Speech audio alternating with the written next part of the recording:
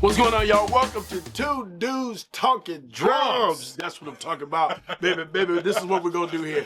So, listen, this is official episode number 1. My name is Keith. Ulysses Owens Jr. Listen, we're going to get into this thing, and I think you guys are going to love it. If you are a lover of drums, this, I think, is going to be your channel. Now, watch this. We're going to get right to it, no further ado, but we're going to talk about the most important thing as it relates to playing drums, and that is understanding the word pocket. I might put that across the screen to spell it out. I think we said like simplicity. Oh, the simplicity of pocket. The simplicity of pocket, and also I think we should say the importance of pocket, because the importance is vitally important to anything. Now, I want to go into it, like what we're going to do is this. My background is more gospel, funk, maybe more pop.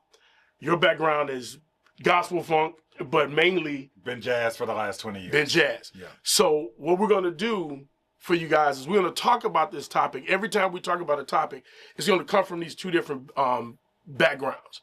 But you'll get to see how no matter what the instrument, no matter who's sitting and where you place the instrument, the idea and concepts will be the same. Absolutely. They're going to marry up and be the same. So with that being said, I want to talk about, while we're talking about the simplicity of pocket, because simplicity actually explains pocket, but the importance of it. And I'm going to go back to something that I said. If you watched our intro video, you would have caught this. And that is this. The importance of pocket is for the band. It's the band. You cannot play. Turn on your radio. Now, we don't have radio no more, but turn on Spotify, turn on whatever, and listen to any track. And what I want you to do is listen to, especially if you listen to Top 40, listen to the track and listen to what's repetitive about the track. The repetitive piece that you hear is the foundational drum groove that doesn't change. Now, every now and again, it's on the 4, but that foundational groove, that thing that makes you do this is not a riff. That thing that makes you do this is called the pocket. It's the groove. If the person, if I can't dance to it, you ain't in the pocket. You ain't in the pocket. And learning the riff is not as important as learning the pocket. The riff is learned because you learned your rudiments, and now you learn how to move a rudiment. And can I play that rudiment in this? Watch this. Can I play the rudiment in the groove? In other words, can I put the rudiment in the pocket? I see what you did there. You see what I did there? Can you put it in the pocket, baby? If it can't go in the pocket, they don't need to play it. That's all I'm saying. So when it comes to playing gospel, funk, pop, or whatever, I'm gonna talk completely different drum, because we're gonna get into a little bit more of what that means. But that's what it is having that floor, that foundation for the band to sit on. Like I said before when we talked about it, once I lay that foundation, now the bass player has a place to go. Now the guitar player has a place, the keys, everybody's got a place to go. Now once everybody gets in that, watch this, in the groove, and everybody's in the pocket, now every now and again somebody can step out of the pocket. But we gotta first lay that foundation so that song has a place to go. I almost shut up and let you say something. Talk to us about jazz. Talk to us about jazz and see how this saying, if it marries up any kind of way. So what's interesting about that, and I love Keith's explanation, is actually it's not different at all. So I grew up, as Keith said, in the church. I was playing there since I was 2 years old. And the first thing I learned was something we call shouting music, which is, right?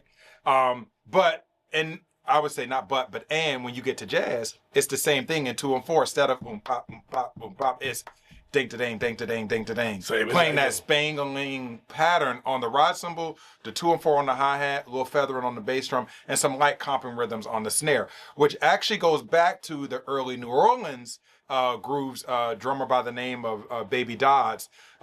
Basically what he did was play something with some buzz rolls and a bass drum, and it sounded a little bit like right? So all of this is the same thing that we just talked about with Keith, with the shouting music, but it's all pocket. So oftentimes what happens is pocket becomes kind of a genre, even culturally specific word, and it's actually not. It's the same thing in rock, the same thing in metal. So what's important in jazz is that once you lay that spangalang down, then the upright bass, he's talking about electric bass, because all my stuff in jazz precedes what he's talking about. So instead of electric bass, it's upright bass. Instead of keys, you know, the Triton or the Korg, the whatever, is actually an upright piano or acoustic piano. Instead of a lead guitar, it's the banjo, which actually the banjo and the drummer came together, and they were the timekeepers in the early periods. Then you have the horn players or vocalists, and they sit on top of that. So the idea of drummers coming together is saying, I have to commit to this thing. And as I commit to this thing, everybody else can jump on it and be part of it and create something beautiful. That's necessary for any genre. Another thing that's really important for me that I love is I look at playing drums and pocket as being the engine. Like you look at a train, the caboose. You got all those 8, 9 cars, right? But none of those cars will go anywhere, even no matter how much they're linked up, if you don't have that caboose that's pushing it. So one of the things that I love to talk about is we are the caboose. I always say when I teach clinics all over the place, I always say, and people raise their hand, I say, what is the reason for a drummer to exist in music? I always ask people, and they say, oh, for this, for that, oh, for to have fun. I said, no, they exist to play time. So Keith's word pocket, I use it as playing time. So if we're on the stage and I'm playing brushes and I'm doing fills and I'm playing all these things, but I'm not just holding it down, then I'm not fulfilling my God-ordained role, which is I am existing for that. Often what happens is what Keith just said, we get caught in the embellishment, and we think the embellishment, or, you know, in the words of New Orleans, lagniappe, something extra, we think that is the foundation, or the foundation is the simplicity of pocket. So jazz drummers, because what has happened, we've gotten very busy. If I could just be honest, as we've gotten to 2026, jazz drummers, especially when we got the gift to drumming in the word and the person of Tony Williams, all of a sudden everybody focused on all the busyness that Tony Williams brought and not the pocket that he brought. And so now even in jazz, we're having a pocket issue. I promise you, it's not just jazz. I think one of the best things that happened to drums, and let's step out of jazz, let's go back to church. Yes. And let's go from church, because most people don't realize, like, everybody's gonna say like Aaron Spears. I always mix Aries and what's his name Spears up. I always mix them up. Drummer that passed. Aaron. Spears. You're right. Mix them up. Yeah. I always mix them up. So Aaron is one of the best things that happen to drums and one of the worst things that happen to drums. Oh, I want to hear this. Here's what happens. Unpack that. It's okay. I just lost 50 viewers. Everybody just y'all come back. Come back. Just you gotta walk with me. I promise I'm gonna make sense of this. But I'm gonna go back before him, because for most people, that's the turning point, especially in the church, when everybody started doing a lot of stuff. Aaron did a lot of stuff. All of a sudden, I'm forgetting everybody's name. Eric Moore, all of these cats that were doing these different things that everybody was freaking out on. Tony Royster Jr. Yeah. They were all, but you got to go back before that. Now, I'm from the 80s drummers, and 70s, 80s, yeah, I'm that old. Man, I just feel so bad right now. No, but. Keep going, bro. Keep going. We need you. So I done got old. No, but I come from the time, I remember when church drumming was, do cat, do. Right. And then all of a sudden it started to change. And what made it change, and I'm going to come back to what I said. I ain't going far, trust me. But I'm telling you where it starts. Dave Weckl did that Back to Basics video. Then he did the follow video. And he started doing those riffs and rolls that everybody was like, because he's a jazz drummer. And everybody was like, well, but he done played on everybody. Because most people weren't paying Dennis Chambers any attention, even though Dennis Chambers had played on everything. He was so fast, no one could figure out what he was doing. When you finish your point, I'm going to rebuttal that, though. But go ahead. I'm saying jazz more probably picked him up, but Dennis Chambers, but anyway, Dave Weckl was really the turning point. For a lot of gospel gospel drumming. Yes. He was the turning point. Yes. Now, they got back, Dennis Chambers was adamant about pocket. Yeah. So it made people jump back. That's why he did Back to Basics. Yeah. But when Aaron came, when Tony came, when Eric Moore, when all these other drummers came that we could list, all we ever see is their chops. Yes. And it's not that they don't know what pocket is. We only see their chops. Well, I just got to pause you. We got to understand, if we're going to talk about why we see their chops, we have to talk about something that we will do a whole episode on later. We got to talk about marketing. Oh no, yeah, right. For sure. So marketing. It's not that those drummers, to your point, it's don't play not their fault. But if you back then DCI videos, because I'm a history nut. DCI videos, you're talking about Yamaha drums, Pearl drums, DW, all these the parent companies that were sponsoring these guys. If they've got a minute or ad space to throw something on video, because we didn't have YouTube, they're gonna put the fancy thing. And also because I remember buying Back to Basics, or my parents bought it, and I remember sitting my drum set in front of the TV, the VHS, and watching it on repeat. See, he was rich. I didn't have a drum set. I had my thighs. But I sell that to say, how did DCI sell those videos? They would have commercials. They would have commercials for whatever the video that they were selling. They have commercials of other videos, and they would always do the highlights. And that's okay. So my point is that this is why I said the best thing that happened to drums is also the worst thing. Yes, because cats are seeing those licks. I'm not blaming Aaron. I'm not blaming any of these guys. I'm saying that marketing, sales videos, YouTube channel explodes. And then what happens is this greatness is all people see is that. And so you get cats trying to learn that. And they don't understand that if I want to hire a drummer to come play for my next gig, great that you can do that, but let me hear you play a song. Why do I want to hear that? First thing I want to hear is timing. Yes.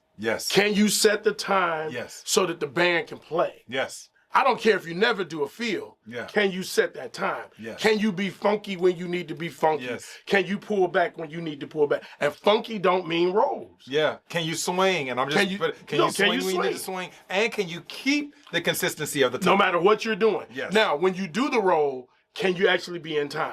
Yes. And if you can't, here's another thing. These young drummers need to understand. If you can't keep the time, if I tell you not to do it, can you obey? Okay, so this, man. Can you do what I ask you to do? So what you're speaking to is there's a sense of humility, and the commitment to humility is authority and respecting of authority. Right. So for me, growing up in church, the authority was my mother, who was the choir director, or my cousin that was the B3 organist.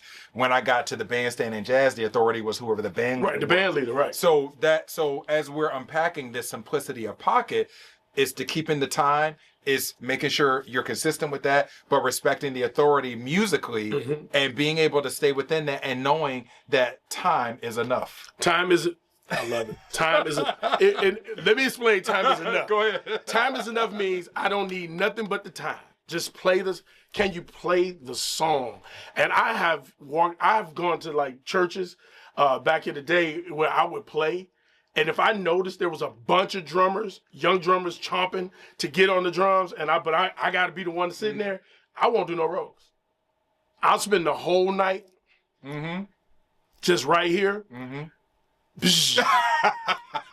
I'll play on the floor, just one, I won't do anything special, no drags, nothing, no ghost notes, just lock in the pocket so that everything, and now the rest of the band is, they killing it. And I learned that from the drummer that I sat under, Joe Bruce. Yeah. When I sat under Joe Bruce, who was the original drummer for the Clark Sisters, if you go back and listen to all that stuff, that drummer is who I learned from. He's done concerts. I won't go into that one right now, what we talked about one time. But he would play a whole entire service and never do a roll. And I would be sitting there like, what are you doing? Like, come on, man, do something. He'll get up, put his sticks in the bag, and walk off. And that would be it. But I learned from him something that I don't, we talking church, we're going to talk church for a minute. Something that I don't like about the new church music. Just get ready to mention that. The new church music is so busy. So busy. So my lady is really into worship music, and I'm not gonna call the artist out, but a lot of times we start our mornings with listening to worship music because it helps us from a spiritual perspective. And we were listening to more of the like Hillsong Transformation Church, like no, these are the people so we were listening to some of their stuff, or Travis Green. Okay. Then on Spotify, what I love, if you just let stuff play, when it gets to the end of that, it'll just start playing other stuff. And all of a sudden, I was in my God, I give you my heart. And next thing, every other song was, and it was like 5 songs in a row started with a 2-minute drum intro. Right. And I was, as a drummer, I was like, what happened? And listen, the drummer in me was loving it, but the worshiper in me was not disturbed, but distracted. Yeah, and I was distracted because I was just like, when I was listening to more of the Hillsongy, that stuff, I felt I was able to, my heart was focused on my conversation with God. When the drum stuff came on, I stopped focusing on my conversation with God. And I started thinking about the technicality of, listen to that harmony, that minor chord, and after a while I was like, but what is the goal? And that's my problem. That's my problem with modern church music, is that don't tell me if it's worship music. This is gonna get me in trouble. First episode, I'm gonna get in trouble. I'm gonna get in trouble on the first episode. Let's go. Don't tell me it's worship music if worship is supposed to be a conversation between me and God, and all I'm doing is focus on the band. So I'm gonna help you to get further. The drummer. Go ahead. I'm gonna ask you a question. We're gonna get deep in trouble. We're gonna get canceled on the first episode. Canceled. First episode. We're done. First episode. So, does that mean, if we're talking about simplicity of pocket, does that mean that if it's a worship album, that there should never be a feel from the drummer? No, I don't say there shouldn't be a feel, but I do think a 2-minute intro into a song is overkill and unnecessary if it's not a concert. So then does pocket mean worship and non-pocket means non-worship? See. No, okay. I can answer that question. I personally think, it's funny because of where my brain went. The Bible says. In Genesis. No. Paul said that in Corinthians, that when you speak in tongues, he said, if some unlearned come into the presence, don't speak in tongues. He said, rather you not speak in tongues. I'm paraphrasing the passage, but that's what he talked about. My thing is this. I believe that if I'm there as a musician to facilitate the worship, to lay the foundation for the worship service, then what I should be more concerned with is not my shine, but that I facilitate. And that I recognize that at this moment, this is not the time for me to show what I can do.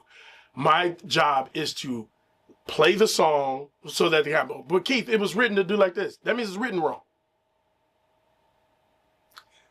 I'm sorry, but it is. If I'm in a way, if we're gonna pick on church for a brief moment, I'm gonna get off of it. But if I'm here to facilitate as a musician, whether it's keys, guitar, whatever, doesn't matter. Then this music should make sure that doesn't mean that you don't have a nice, turn and changes and things like that to drive that song. But when it gets to the point that we're crowding around the drummer or we're looking over the organist and, that's not a worship service now. That is a rehearsal with people watching. Or it's a pastor said to me years ago, for those that don't know, I was in ministry. I'm kind of returning to ministry, I'm returning to ministry, but I was in ministry for a long time. And a pastor used to say to me, an emphasis on prayer. We need to have a prayer life, right? So you need to make sure you're praying. And that's for whatever faith any of y'all have. However, pray. And he used to say, but if you didn't spend time praying when you were at home before you got to church, and now I've asked you to lead prayer for the church, and now you're trying to have these long prayers. He used to always say, don't make up in public what you neglected to do in private. Right? Love it. So what I'm saying is sometimes what happens is for these musicians, they did not take the opportunity to go and maybe play at a bar where they could do that, or they didn't go and choose opportunities to have the time to the shed where you could be about that. So then what they're doing is they're using the platform of church to actually get, for lack of a better term, their rocks off because they didn't do that in the shed. So I'll just say real quickly with jazz, one of the things that I started doing, which made me a better drummer, because I used to struggle with anxiety as a drummer. I used to struggle with being so nervous and so worried about what other people thought. I used to play drums looking out in the audience like this. I was looking at everybody, and if their responses didn't match what my ego needed to see or feel, I would change. So I was literally playing for the audience. One day I sat and I was like, if I keep playing this way, I won't, 1, love what I do, and 2, I'm going to stop and I'm going to forever be chained to the emotions and appearance of other people. Wow. So what I actually had to do was when I get out on the bandstand, to this day, when I get on the bandstand, I act like nobody, it's like a sheet goes over my eyes. Then the other thing I do, I don't listen to myself when I play. I listen to what's going on around me. Important. And then the other thing is, the one conversation I'm constantly asking myself, literally while I'm playing, I'm like, is this for me? Is this for them? Is this for me? Okay, what they need? No, you know that was for you. That wasn't for them. Like I'm constantly having I'm having that dialogue with myself because I can feel it, especially if I know, oh man, my folks from Peisty are in the house. Oh, my Gretsch folks are in the house. Right. So I or my folks from so let me do something to make them feel comfortable with the fact that, you know, they signed me. Or I know they got a video crew here and they want to capture some magic and they're going to throw it up on Instagram. So let me throw a little thing that I know Instagram going to like. I have to reduce that. We're going to use a spiritual term to reduce that flesh, bring that ego down, and serve the music. And the music. That's not, that whole process is not exclusive to you. I had that same issue as a young drummer coming up. And then before I retired from playing, retired. When I say retired, when I stopped playing drums at church, yes. When I said I'm no longer going to do this anymore, the last time I played, I was in tears the entire time. And the reason I was in tears is I purposefully that day came out the pocket for almost every song, and everybody was going crazy. And when it was over with, everybody was like, oh man, you was playing in the spirit. I was like, I was total flesh. This was about me. And y'all can't tell the difference. Y'all don't know the difference. No one knew that I was in there. And it brought tears to my eyes because it's like, and that's when I knew, I'm like, I'm done. Because what you said about, my only outlet was church. And I was always gonna keep it locked. And then finally I was like, man, I don't care that. I just gave up. I'm like, I'm tired of this. I'm tired of playing the same song every week. I'm tired of, and I just did it. And everybody was like, oh my God, you were so amazing. And I was like, oh, this is bad. And I was done. That was when I literally packed up my drum set and went home. But I'm saying too, to your point, the idea of learning who you playing for is so important even to pocket. When you realize that, okay, our band came to make y'all jump. We got a song set list. This song goes a certain way. It don't require me to do nothing but what's required. That's playing for the group, for the people. That ain't got nothing to do with what? Everybody got a solo but me tonight. That's what happened. And we got to be cool with that. We have to learn that it's okay to not be out front as drummers, but to take, the funny thing about the drums, everybody know who the drummer is. No matter if you play pocket or if you're busy, everybody gonna know who the drummer is. And everybody's gonna know who the band is if it's a great drummer. If it's a great drummer, everybody gonna know the band. Yeah. And that's the thing. We just have to learn as drummers to sit back, let the music come to you.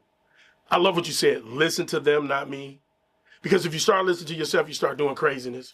Because like, oh, you know what I get? No, just play. Just be simple. Just let it come to you and play and watch.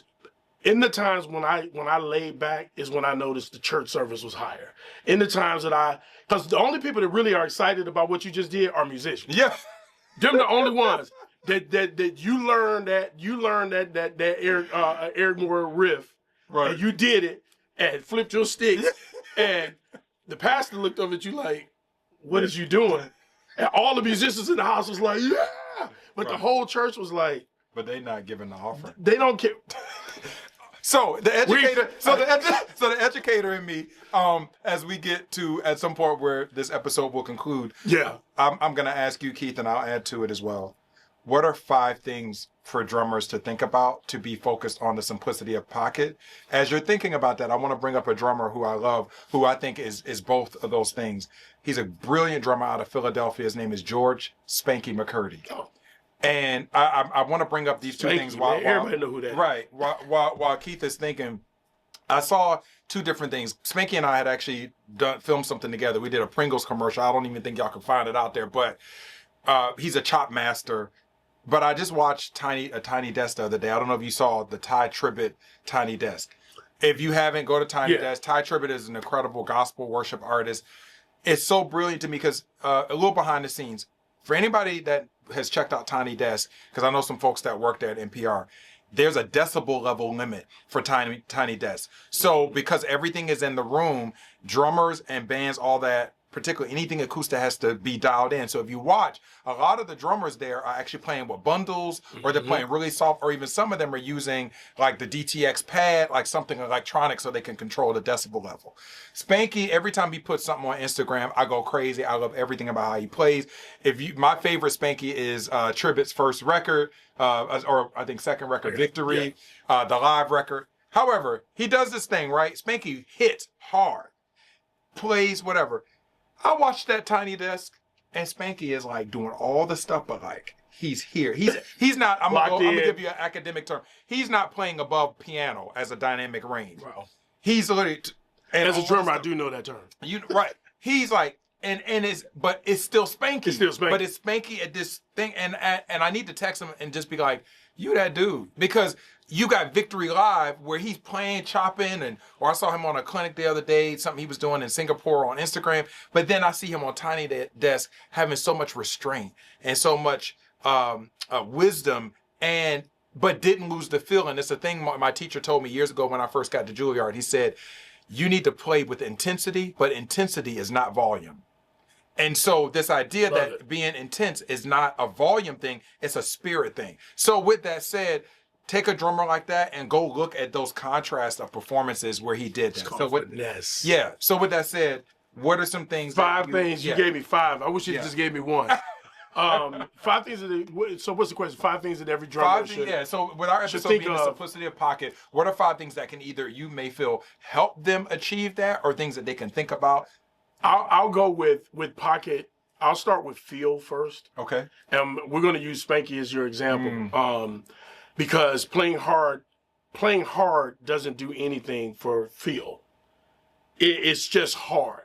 So I would say learning the ability to play soft and hard, and doing it all at the same time. It's the ghost notes. It's the little things you do that you don't necessarily, sometimes you don't hear it in the groove when everybody's playing, but as soon as everybody lays out, you're like, oh my God, he's playing what? So understanding the feel of a song, and how that song should move, that's number one, or A1. I wouldn't say number one. The importance of the practice. And watch this, let me say this. Practice does not make perfect. It does not. Perfect practice makes perfect. Because you can practice something wrong over and over again, and you will play it wrong. I've done that too many times. So I know, this is how you know. Record your practice. I know what you thought you heard you play it back. You preaching. You'll find out that you know, and that's about playing. It'll teach you.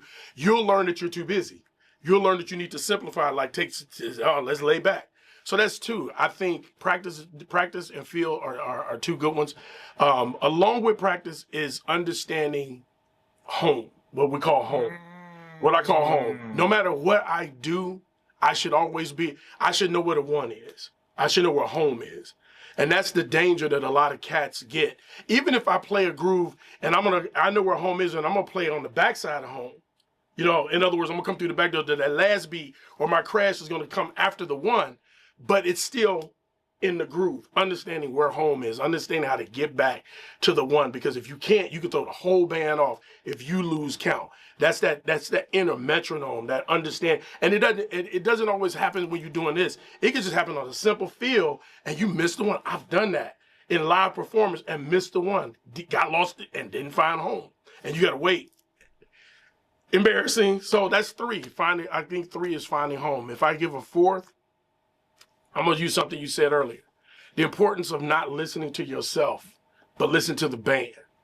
If you're going to play in the band, you need to know what the band is doing. I'm what they call musically nosy. I know when people make a mistake on notes. Even in singing, when I'm singing, I learned the music well enough in singing. I used to have an a cappella group. I know when you messed up and when you messed up. And I'm musically, I don't just know my part.